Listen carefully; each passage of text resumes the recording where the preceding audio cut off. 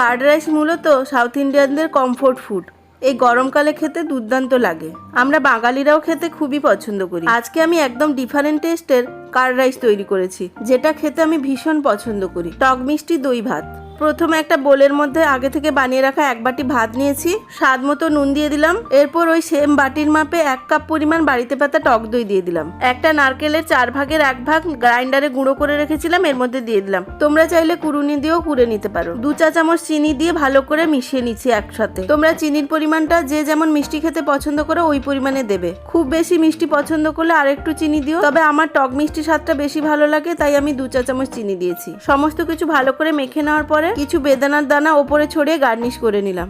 তোমরা চাইলে এর মধ্যে খেজুরের দানা বার করে ছোট ছোট খেজুরের পিস করে দিতে পারো, আর কিশমিশও দিতে পারো। 10 থেকে 15 মিনিট ফ্রিজে রেখে ঠান্ডা ঠান্ডা পরিবেশন করতে পারো। এই গরমের সময় প্রাণ জুড়ানো ঠান্ডা ঠান্ডা দই ভাত জাস্ট অপূর্ব লাগে।